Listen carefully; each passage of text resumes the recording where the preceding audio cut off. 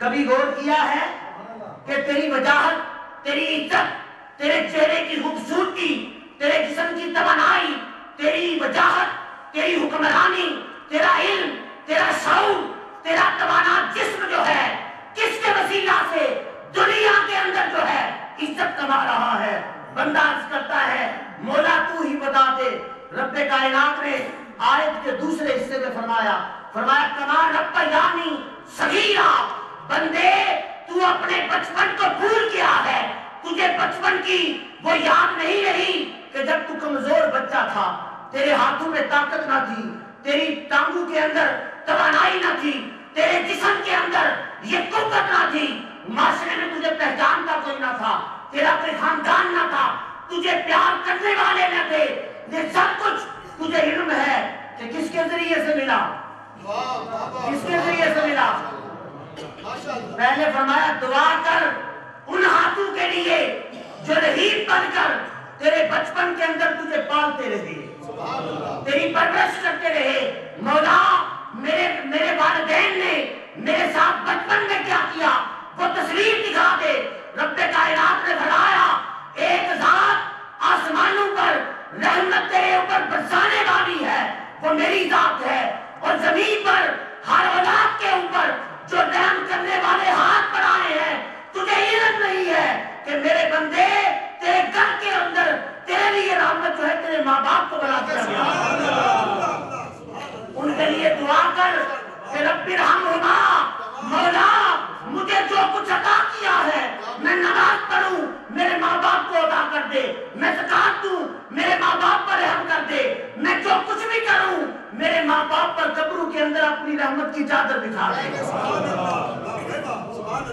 قرآن پاک کی آیہ مبارکہ کے اندر غور کریں، قرآن پاک کے حصہ کے اندر غور کریں۔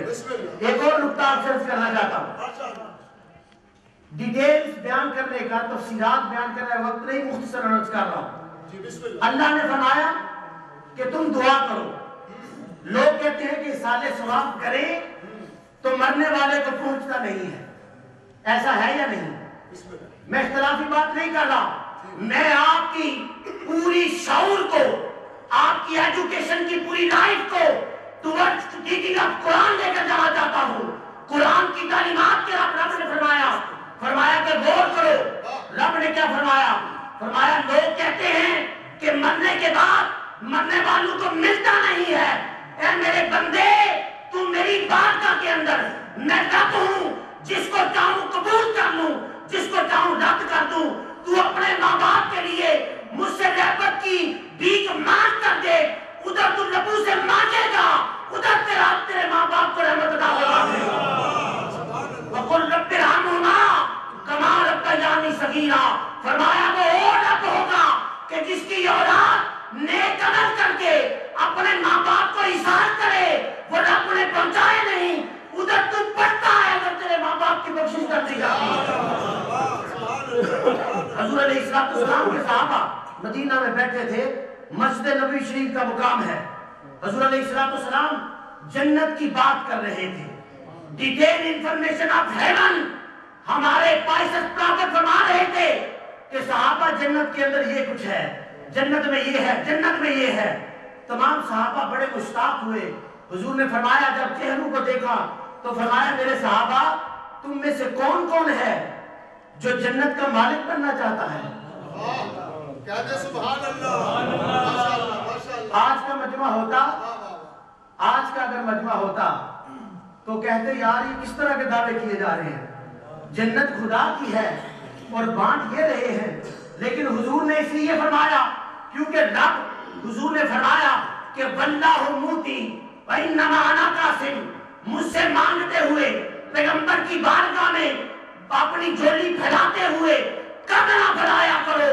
میری ذات وہ ذات ہے کہ میرے صحابہ میرا یہ پیغام پہنچا دو کہ رب تو رحمت کو بنانے والا ہے اور تقسیم کرنے والی ذات۔ تجھے کیا علم مدینے والے تاجدار اور آمنہ کی لال کو بنا دیا گیا ہے۔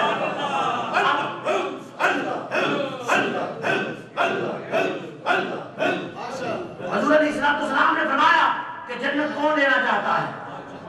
یہ حضور کے ارشاد کا مجمع ہے، حضور کے امتیوں کا مجمع ہے۔ آپ میں سے آپ بتائیں کہ کون کون حضور کی جنت لینا چاہتا ہے؟ جی کوئی ہے؟ سب والدین والے ہیں نا، ماں باپ والے ہیں. حضور کی بارگاہ کے اندر بھی تمام جو ہے صحابہ نے، کمپینینز آف پرافٹ نے شو آف ہینڈز کیا، ہاتھ اٹھائے. رسالت مآب صلی اللہ علیہ وسلم نے فرمایا کہ تم سارے مجمع والے جنت لینا چاہتے ہو، باغات جنت دیکھنا چاہتے ہو، حوران بہشت کی چاہت تمہارے دل میں ہے؟ سب نے کہا ہاں یا رسول اللہ. حضور نے فرمایا پھر سن لو کہ جنت کہاں سے ملتی ہے. عرض کی یا رسول اللہ بتائیے. حضور نے فرمایا الجنت عند ذکرھا، مجھے اپنے رب کی عزت کی قسم جنت اور کہیں نہیں، تم سب کے لیے جنت جو تمہاری ماں کے قدموں میں رکھ دی گئی ہے. تمہاری جنت کہاں ہے؟ بولتے ذرا کہاں ہے؟ مجھے ایسا لگتا ہے جیسے آپ کو بات سمجھا نہیں سکا. جی نہیں سمجھا سکا بات. کہاں ہے جنت؟ ماں کے قدموں کے اندر. حضور نے شارٹ کٹ بتا دیا اور اتنا سپیڈی جو ہے نیچرل پروسیس بتایا کہ فرمایا کہیں اور جانے کی ضرورت نہیں ہے، کہیں اور بھٹکنے کی ضرورت نہیں ہے. جس کی ماں زندہ ہے بیٹا ماں کے قدموں میں پہنچ جائے جنت کے اندر داخل کر دیا. حضرت جریر رضی اللہ عنہ اور حضرت عائشہ رضی اللہ عنہ، آپ دونوں سے یہ حدیث نامی ہے جو بیان کرنے لگا ہوں. حضور علیہ السلام کی بارگاہ میں حاضر ہوئے، ایک صحابی حاضر ہوئے. عرض کی ما حق الوالدین علی ولدہما. میرے آقا کی بارگاہ میں صحابی نے عرض کیا کہ یا رسول اللہ اولاد کے اوپر ماں باپ کا کیا حق ہے؟ کیا فرمایا؟ What is the right of parents؟ ماں باپ کا کیا حق ہے؟ ما حق الوالدین علی ولدہما. یا رسول اللہ یہ بتائیے اے قاسم نعمت مصطفیٰ، آپ کے ہاتھ میں رب نے جنتیں رکھی ہیں، آپ بتائیے کہ ماں باپ کا کیا حق ہے؟ پتا ہے حضور نے کیا فرمایا؟ بتا دوں آپ کو، حدیث ہے نا، میرا اور آپ کا کوئی نہیں. سیدہ کائنات محبوبہ مصطفیٰ ام المؤمنین فرماتی ہے، فرمایا کہ جب پوچھا نا کہ حق کیا ہے تو حضور نے فرمایا ہما جنتک وہما نارک. میرے مصطفیٰ نے فرمایا کہ جس اولاد نے اپنی ماں کو راضی کر کے دنیا سے بھیجا، مجھے اللہ کی عزت کی قسم راضی کر کے تم پہ جو جنت خدا تمہارے نام کر دے. جس نے اپنے ماں باپ کو راضی کیا وہ بغیر رکاوٹ جنت کے اندر چلا گیا، اور جس نے ماں باپ کو ناراض کر لیا فرمایا بغیر کسی رکاوٹ کے دوزخ میں چلا گیا. یہ حضور نے فیصلہ کر دیا ہے. حضرت عائشہ رضی اللہ عنہا کی ایک اور حدیث ہے. میں آپ کو ماں باپ کا کردار اور مقام حضور کی حدیث سے سنانا چاہتا ہوں. لوگ کہانی کی صرف کی کا بیان کرتے ہیں، میں قادر مطلق کے حبیب کی بارگاہ میں آپ کو لے کر جانا چاہتا ہوں. حضرت عائشہ فرماتی ہیں حضور معراج سے جب واپس آئے، میرے اور آپ کے آقا جب معراج سے واپس آئے تو حضور نے فرمایا یا عائشہ، تو اے میری پیاری عائشہ، دخلت فی الجنہ، کہ میں معراج کی رات جنت میں گیا، مجھے رب نے وزٹ کرایا towards the heavens and the gardens of heavens. I go to the heaven on that night. میں معراج کی رات جو ہے جنتوں کے اندر گیا. فسمیت فی الجنت قراءتہ، میں نے کیا سنا جب جنت میں داخل ہوا تو جنت سے قرآن پڑھنے کی آواز آ رہی تھی. کس کی آواز آ رہی تھی؟ سنا کس نے؟ فسمیت فی الجنت قراءتہ، میں نے جنت کے بارات میں قرآن کے پڑھنے کی آواز سنی. تو میں نے پوچھا نعرہ تکبیر، نعرہ رسالت، نعرہ حیدری، حضرت پیر صاحب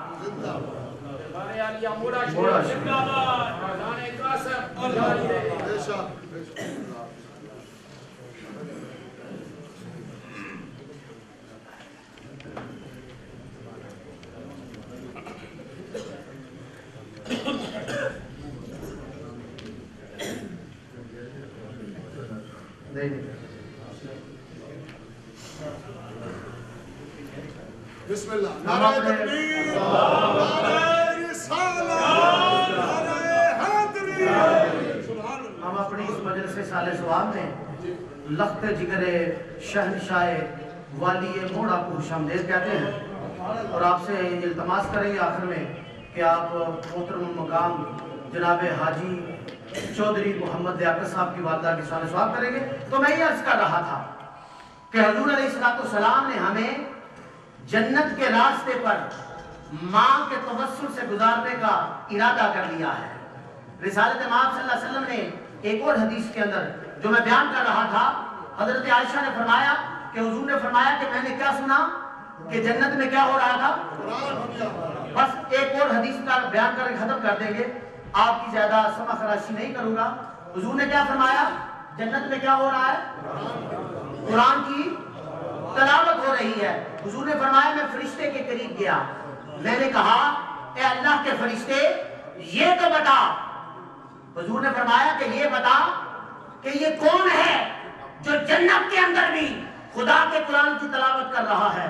حضور علیہ السلام فرماتے ہیں جب میں نے پوچھا تو فرشتے نے کہا، اس امین فرشتے نے کہا کہ یا رسول اللہ یہ حارثہ بن نعمان آپ کا غلام ہے، یہ حارثہ بن نعمان آپ کا غلام ہے.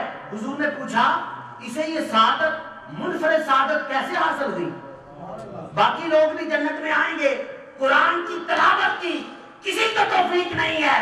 حارثہ کو کس وجہ سے تلاوت قرآن کی سعادت ملی ہے؟ اس فرشتے نے کہا کہ یا رسول اللہ حارثہ کا یہ اعجاز ہے کہ پوری زمین پر جس ماں کو جتنے رب نے بیٹے دیے ان سب سے بڑھ کر حارثہ اپنی ماں سے پیار کرتا ہے. حارثہ بن نعمان کو اپنی ماں کے قدموں سے اتنا پیار ہے کہ پوری آپ کی امت کے اندر کوئی بندہ بھی اپنی ماں سے اتنا پیار ہی نہیں کرتا. تو ماں کے پیار کی وجہ سے جنت کے اندر بھی سے تلاوت قرآن کا شعور عطا کیا گیا ہے. یہ ماں کا مقام ہے.